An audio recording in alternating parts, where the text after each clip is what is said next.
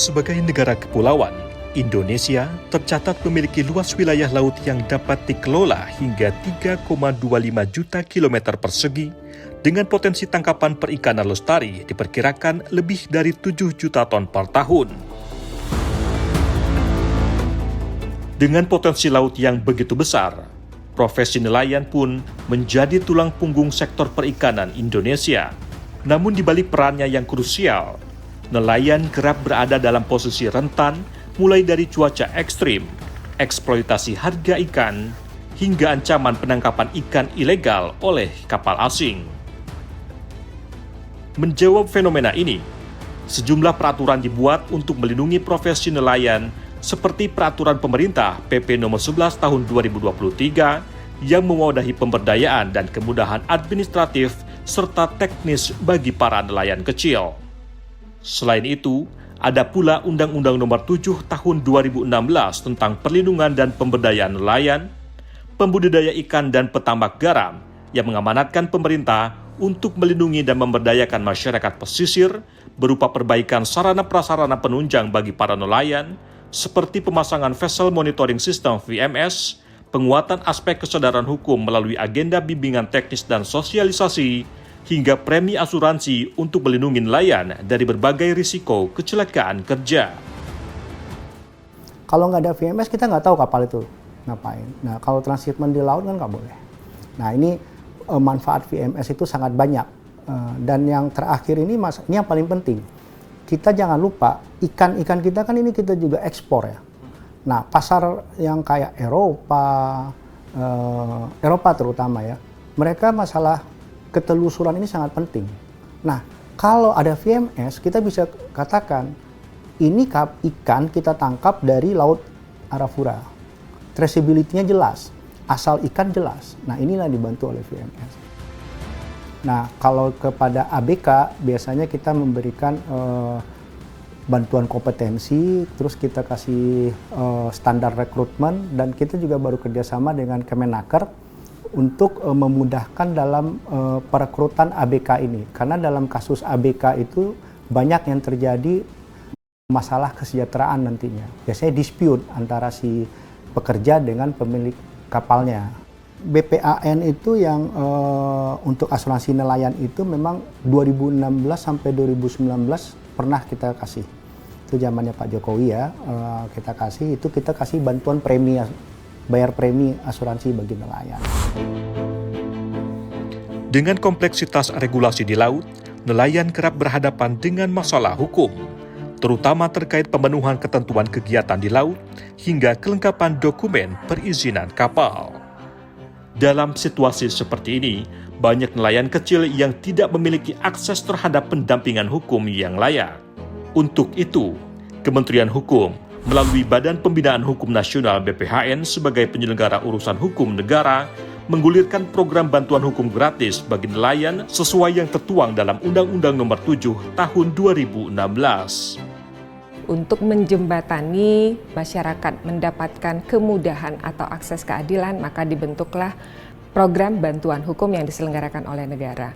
Bantuan hukum yang didapatkan masyarakat itu sama dengan yang diatur dalam undang-undang sebenarnya. Bantuan hukum baik dalam bidang pidana, perdata maupun tata usaha negara, dan dapat berbentuk litigasi maupun non-litigasi. Litigasi ini biasanya untuk pendampingan, baik itu beracara di pengadilan Nah, kalau untuk yang non-litigasi biasanya dalam bentuk penyuluhan hukum, konsultasi hukum, kemudian memberikan advokasi seperti itu. Model yang tidak memberikan atau tidak dalam rangka beracara di pengadilan. Badan Pembinaan Hukum Nasional BPHN juga mengarahkan pembentukan pos bantuan hukum Posbankum di setiap desa dan kelurahan sebagai bentuk pemberian akses layanan hukum dalam memperoleh informasi dan tempat menyelesaikan permasalahan hukum yang dihadapi masyarakat pesisir. Program ini dimulai dengan pelatihan paralegal dari setiap kelompok keluarga sadar hukum Kadarkum yang bertajuk Pendidikan dan Pelatihan Paralegal Serentak Diklat Parleta. Diklat ini terselenggara melalui kolaborasi antara BPHN, kantor wilayah Kemenkum di seluruh Indonesia, dan pemberi bantuan hukum PBH. Jumlah Posbankum itu sendiri sampai saat ini 1.764 Posbankum. Nah, kami berharap dengan keberadaan Posbankum ini yang memberikan layanan informasi hukum, layanan konsultasi hukum, kemudian layanan penyelesaian konflik atau sengketa melalui mediasi, kemudian pemberian layanan rujukan kepada advokat, ini akan lebih memberikan kemudahan bagi masyarakat dalam penyelesaian permasalahan hukum. Salah satu kasus penyelesaian hukum yang melibatkan nelayan terjadi di Kepulauan Bangka Belitung. Dalam perkara ini, Kementerian Hukum bekerja sama dengan lembaga bantuan hukum setempat untuk memberikan pendampingan yuridis terhadap nelayan yang bersangkutan.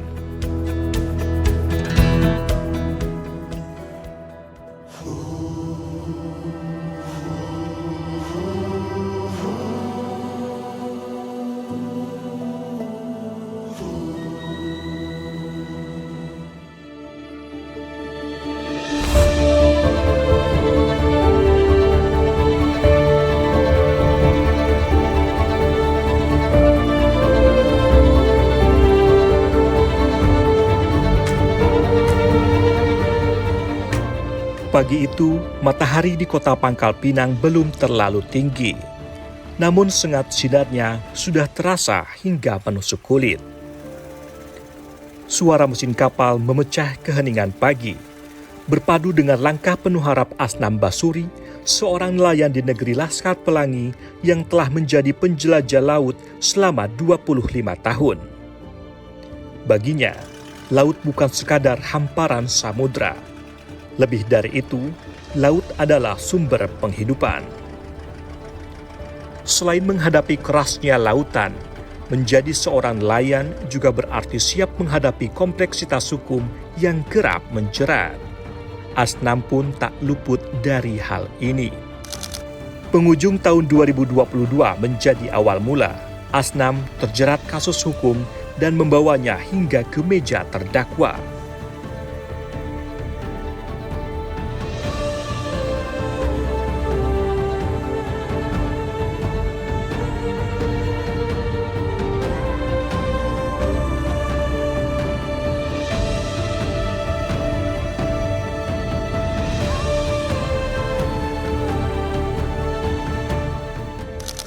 Pak, berarti ini lokasi tempat waktu itu Bapak dipermasalahkan hukumnya, Pak? Ya. Bagaimana Pak bisa menjelaskan seperti apa? Kronologisnya itu saya pengambilan BBM studi melalui rekomendasi atas nama kapal KM Rezeki Ramadhani dengan pengajuan itu 16 liter. 600 liter? Ya. Terus dengan Pak Mamat saya ada negosiasi perjanjian di luar harga headnya.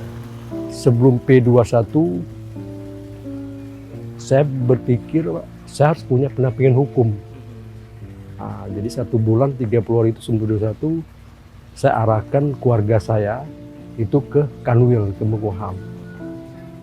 Nanti saya sampaikan temuin Kabid HAM-nya Pak Eko. Alhamdulillah berjalan mulus. Ditemukanlah LBH Kubi. Mereka pendampingan dalam arti untuk terkait pasal yang ditetapkan dari kronologis, terus alat bukti, barang bukti yang tidak cukup.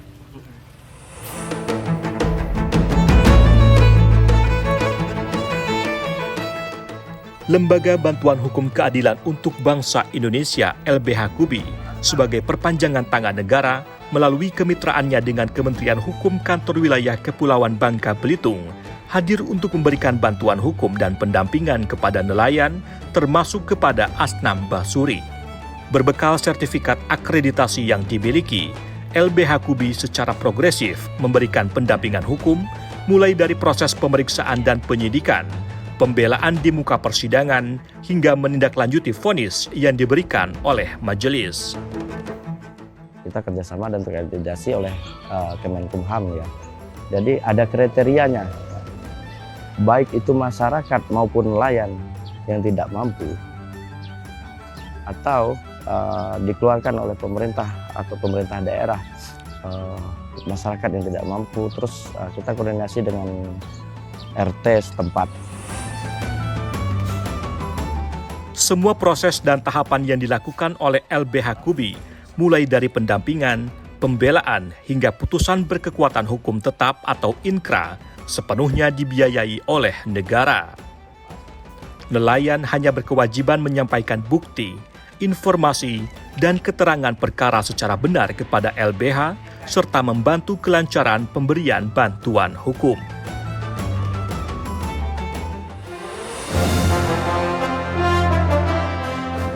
Melalui skema kerjasama kemitraan, Kanwil Kemenkum Kepulauan Bangka Belitung hingga saat ini telah menggandeng 10 lembaga bantuan hukum di wilayah setempat untuk menangani semua permasalahan hukum yang dihadapi oleh masyarakat secara cuma-cuma, baik litigasi, yaitu tindak pidana, perdata, dan tata usaha negara, maupun non-litigasi melalui konsultasi hukum, mediasi, dan pendampingan di luar pengadilan.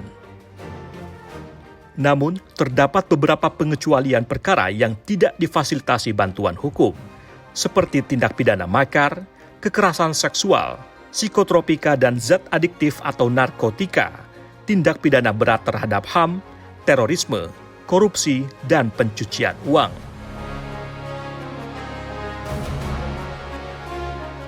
Sebagaimana tugas fungsi kami berdasarkan Permenkum nomor 2 2024 tentang organisasi tata kerja Kantor Wilayah Kementerian Hukum, mempunyai fungsi menyelenggarakan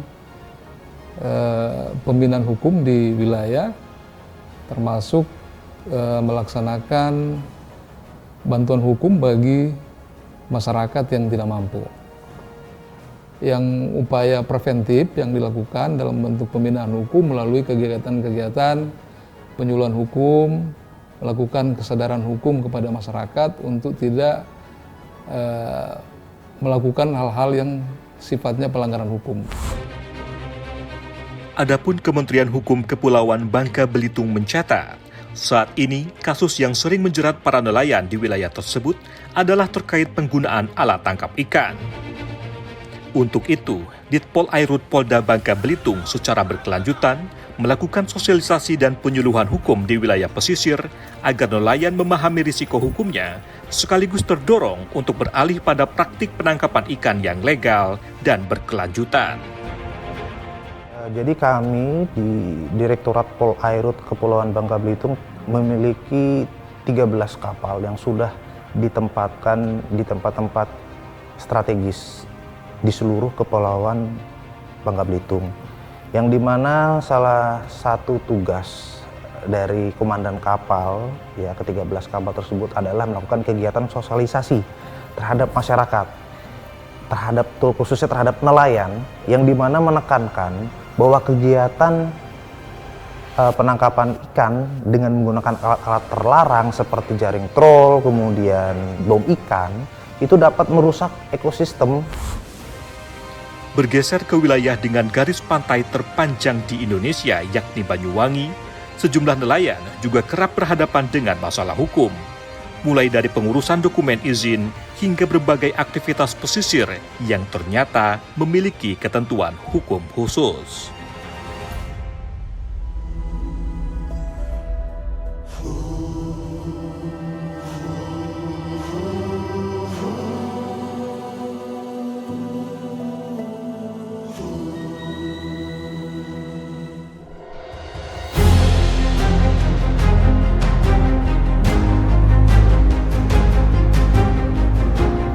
memiliki garis pantai sejauh 175 km.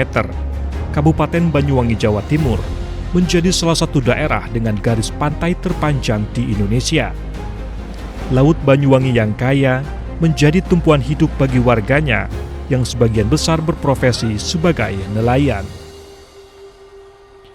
Namun di balik kekayaan Laut Banyuwangi, tersimpan potensi konflik dalam pemanfaatan ruang dan sumber daya laut yang senantiasa mengintai para nelayan dari waktu ke waktu. Pemirsa, saya saat ini berada di Pantai Cemara di Kabupaten Banyuwangi, Jawa Timur. Di tempat ini saya akan menemui Muhammad Muhyi, seorang nelayan yang sempat berhadapan dengan hukum, namun berhasil teradvokasi oleh pemerintah Kabupaten Banyuwangi. Seperti apa kesaksiannya? Mari ikuti saya.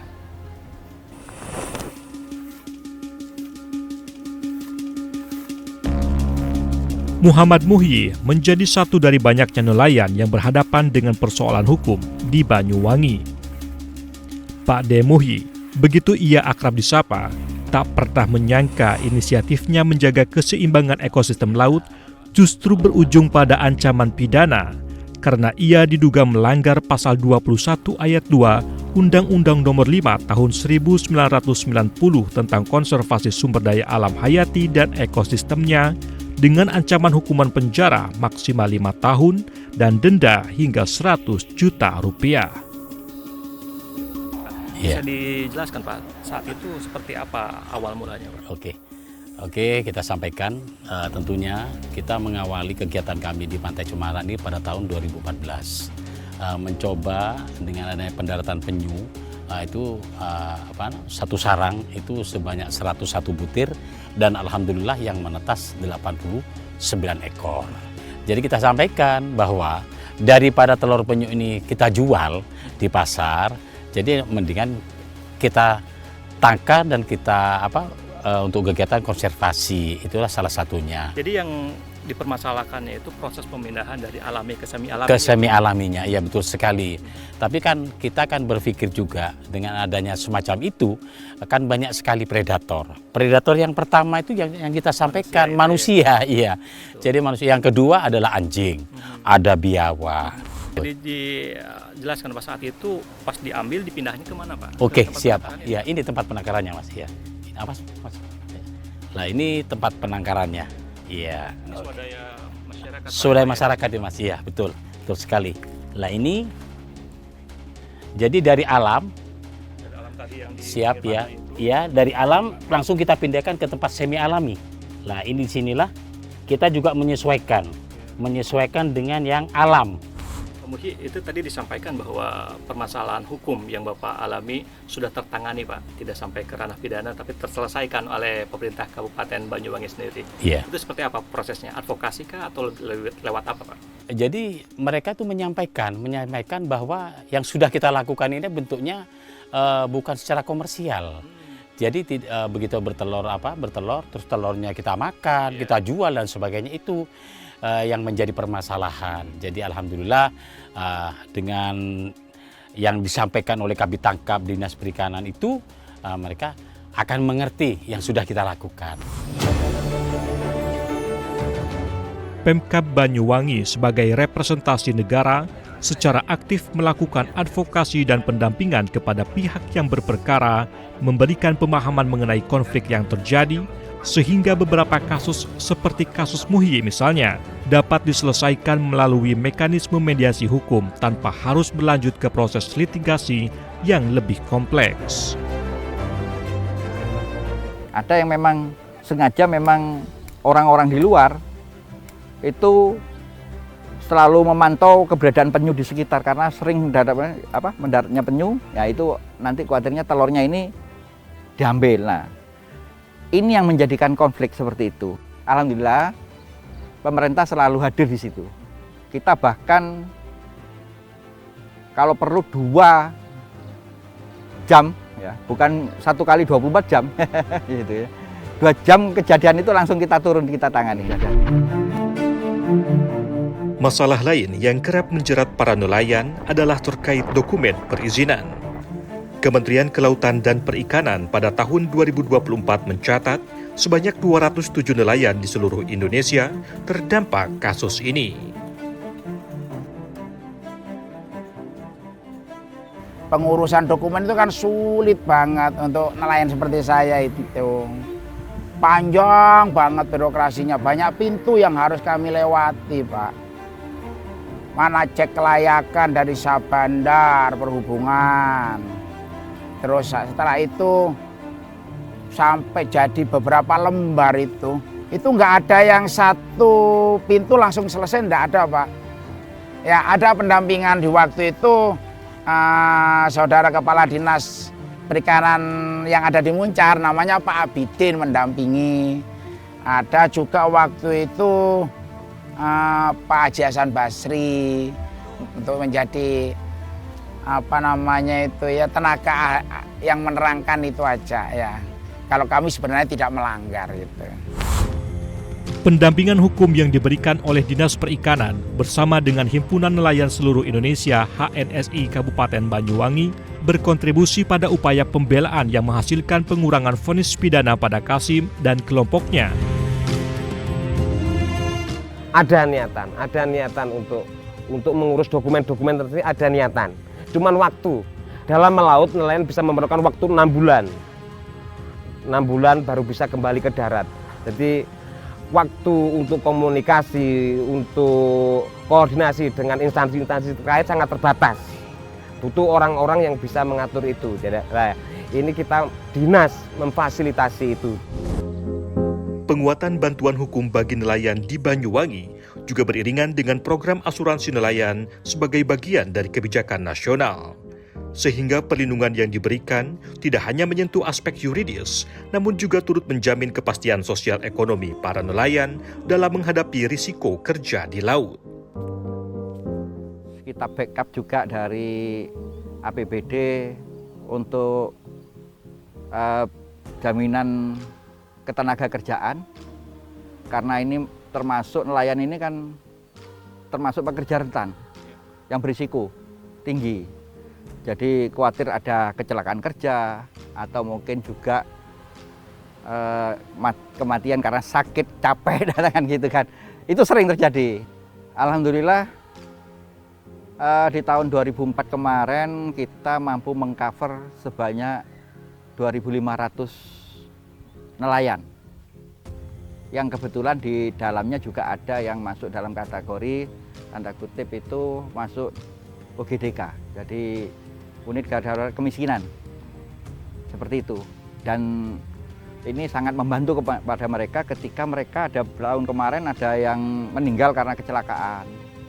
Meninggal sakit, keluarganya merasa terbantu. Tapi kan tidak diharapkan tentunya. Tercover ya. Sebanyak 2.500 nelayan. Ya tahun 2025 ini, insya Allah ini ditingkatkan lagi kita karena di anggaran APBD. Alhamdulillah pemerintah daerah sangat perhatian benar. Ada tambahan sekitar 250 orang lagi. Untuk memudahkan akses nelayan terhadap bantuan hukum, pemerintah Kabupaten Banyuwangi menghadirkan inovasi berupa pojok jaringan dokumentasi dan informasi hukum JDIH hingga ke desa-desa. Masyarakat maupun nelayan yang memerlukan bantuan ataupun konsultasi hukum dapat menghubungi call center yang terhubung langsung dengan tim advokasi dan pendampingan hukum. Manfaatnya yang signifikan membuat Kabupaten Banyuwangi berhasil meraih penghargaan JDIH terbaik selama 5 tahun berturut-turut dalam kurun waktu 2020 hingga 2024 dari Kementerian Hukum Republik Indonesia. Kami mengintegrasikan sistem JDIH itu mulai desa. Jadi desa ini bisa mengupload pertama mengenai produk hukumnya, mengenai konsultasinya di desa. Jadi dia mempunyai anjungan dan itu kita formulasikan dalam bentuk program-program yang sudah kita tentukan di JDIH. Jadi mereka tinggal mengadopsi, dia melaksanakan. Jadi ketika ada informasi apapun mengenai produk hukum, mengenai permasalahan hukum, langsung bisa diakses oleh masyarakat di tingkat desa seandainya dia tidak membuka JDIH kita. Jadi di desa sudah cukup.